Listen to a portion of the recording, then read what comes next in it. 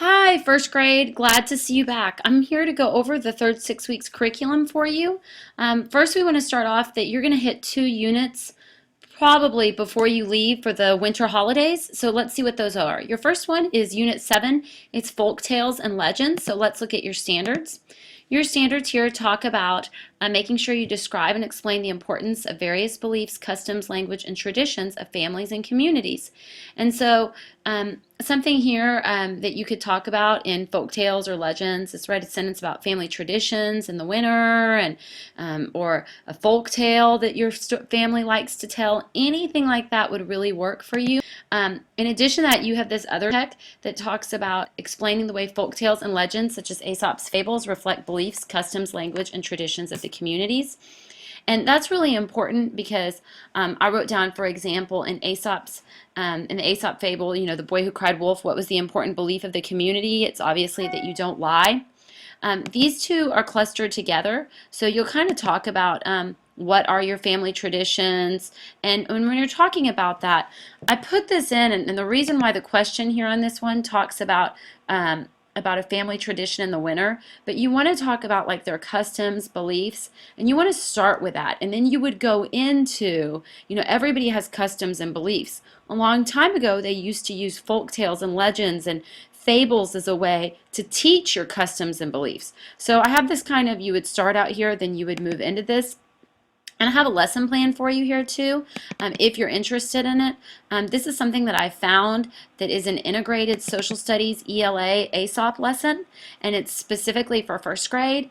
And it gives you kind of sample lessons. It's nothing that you have to use. It looks at these following kind of boy who cried wolf, dog in the manger. It goes over all the teaks and just gives you kind of what will happen in the stories. If that's something you're interested in, feel free to use it. If it's not something that you're interested in, you can pick and choose which ones you like in here because it has several different ones for you. But it includes key vocabulary to teach. And if you go down to the end of it, it even has this kind of prediction journal pages, predict what happens next in the story. Great thing to use that would also connect to ELA. How did the fable end? They can draw a picture of it, write their sentence right here. And this is great. It's a graphic organizer, so you could talk about what fable and who was in there. The boy who cried wolf, it talks about is the story told in the correct order, and it gives you kind of a performance rubric for what you want them to do. And then here, there's a sequencing activity, so it just gives lots of information for you and lots of different things that you can use. So and things that the kids, I think, might enjoy. So feel free to do that. I have for you a written fable assessment here too. So if this is something you're interested in, I hope that you will use that.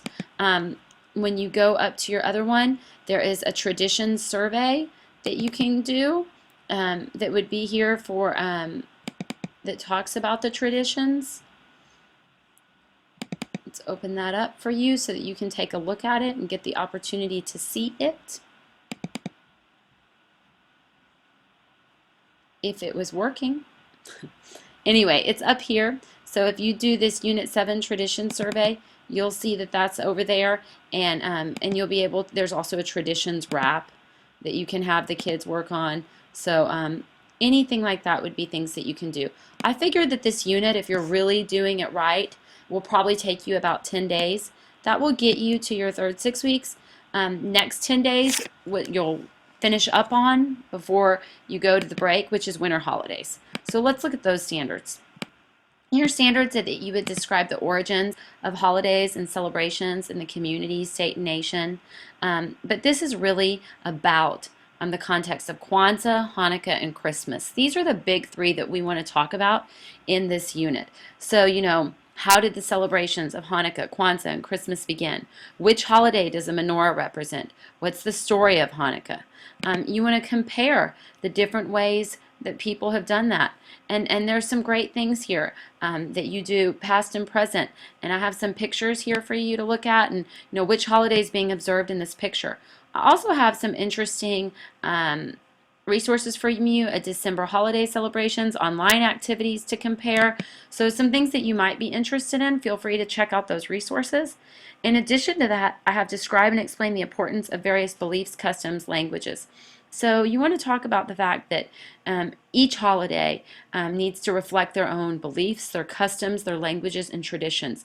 And that is the type of information and verbiage that you need to make sure you're using with the students.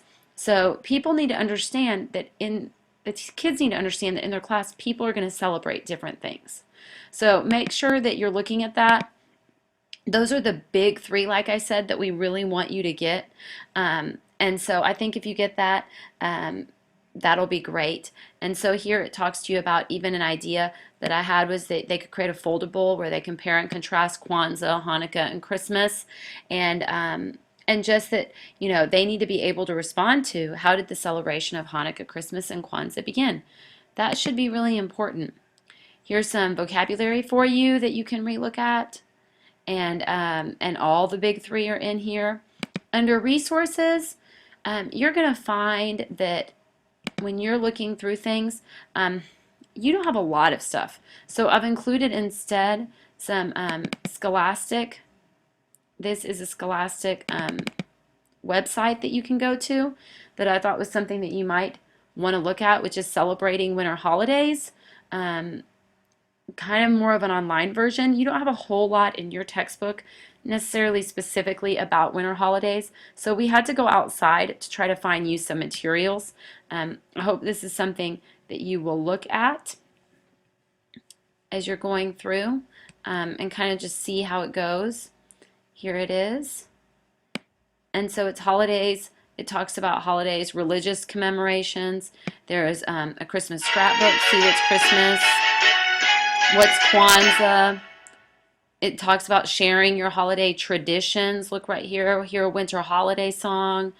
Kwanzaa scrapbook. See light the menorah, light the Kinara. So you'll get all that type of stuff there. So hopefully this is stuff that you'll be able to use. Now when you come back from the winter holidays, we're going to get right into historical figures because this needs to end up right before Martin Luther King Jr. Day. So you'll be teaching him right before you go through. So let's look at what this is. You'll be talking specifically about Martin Luther King Jr. Day and President's Day, which is two that you're going to focus on. Now, I know in here the TEAC talks about some more things, but we're not going to hit on San Jacinto Day at this point. What I've done to try to clarify is I put the full TEAC here, but in the context, I've written only what you need to focus on. So I hope that helps and clarifies things. You'll see the same thing as you look here. So you see all these different names here, Lincoln, Martin Luther King, Sam Houston's in here. But we're not going to worry about that. We're only going to work about the presidents and Martin Luther King Jr. So I've kind of put in the context what you need. So you want to ask exactly the questions that are in this TEAC. It says, who have influenced the community, state, nation? How did Martin Luther King Jr. influence our nation? And, you know, it's important that they know he helped make sure all people are treated fairly.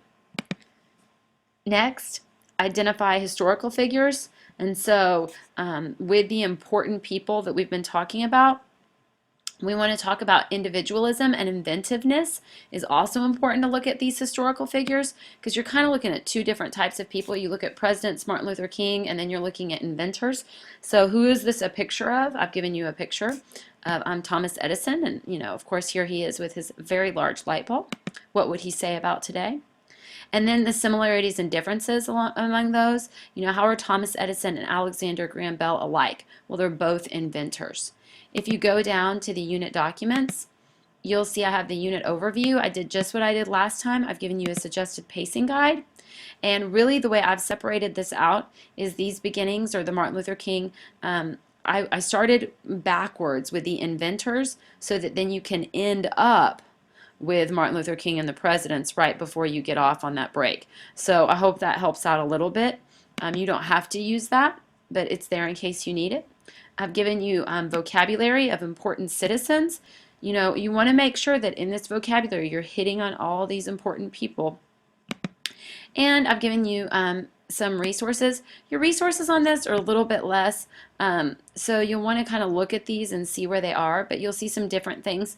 Please remember, though, with resources, one of the things that's starting to happen is that people are so depending upon the textbook to be the resource. I know in first grade that hasn't necessarily happened because you don't have as many resources and your textbook doesn't have as much information on it. But let the TEK drive your instruction. If you do that, you will always be right. I want to tell first grade thank you for all your hard work. I really appreciate it. If you need anything, please just let me know. I am here for you, and I hope you have a terrific third 6 weeks.